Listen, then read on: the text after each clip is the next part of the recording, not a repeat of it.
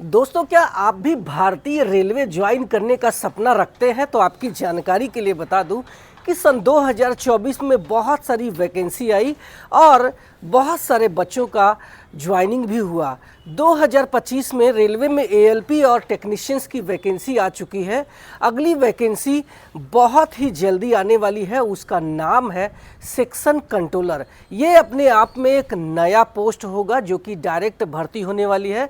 और आपकी जानकारी के लिए बता दूं कि ये पोस्ट हमेशा से रेलवे के स्टेशन मास्टर और ट्रेन मैनेजर के प्रमोशंस के द्वारा भरी जाती है।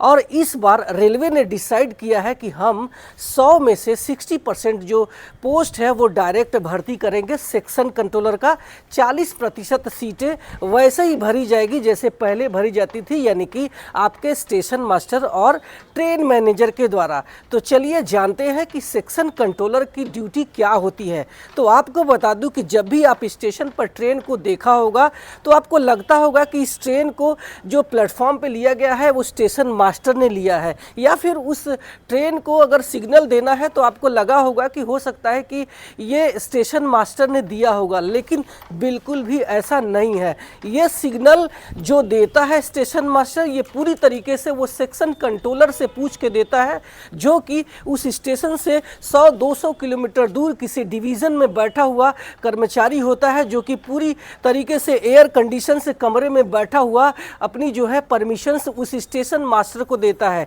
इसके अलावा किसी स्टेशन पे या फिर स्टेशनों के बाहर अगर कोई इंजीनियरिंग वर्क करना हो तो जो इंजीनियर्स होते हैं वो भी स्टेशन मास्टर के जरिए उस सेक्शन कंट्रोलर से परमिट लेते हैं। या फिर किसी लोको पायलट की ड्यूटी आवर्स अगर बहुत ज़्यादा हो गई है तो उसी स्टेशन मास्टर से अगर परमिशन लेकर के अपना रिलीफ लेना है तो station master direct section controller से परमिशन लेकर के लोको पायलट को रिलीफ देता है। तो चलिए जानते हैं कि अगर आप भी रेलवे में सेक्शन कंट्रोलर भर्ती होना चाहते हैं तो आपकी एलिजिबिलिटी क्राइटेरिया क्या होगी। तो अगर आपकी एज 20 वर्ष से 30 वर्ष के बीच में होगा यूआर और ईडब्ल्यूएस कैटेगरी में, तो आप इसका फॉर्म भर सकते हैं। एससी एसटी कैंडिडेट है तो 5 वर्ष और ओबीसी नॉन क्रीमी लेयर है तो 3 वर्ष की छूट है। वही क्वालिफिकेशंस की बात करूं तो इसमें आप ग्रेजुएशन किसी भी सब्जेक्ट में रहेंगे तो आप इसका फॉर्म भर सकते हैं। और इसकी वैकेंसी बहुत जल्दी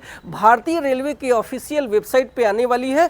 टोटल वैकेंसी 368 रहने वाली है। और इसकी सैलरी की बात करूं तो 1 लाख के आसपास इसकी सैलरी रहेगी। ड्यूटी आवर्स की बात करूं तो मात्र 6 घंटे इसकी ड्यूटी आवर्स रहने वाली है। Thank you so much.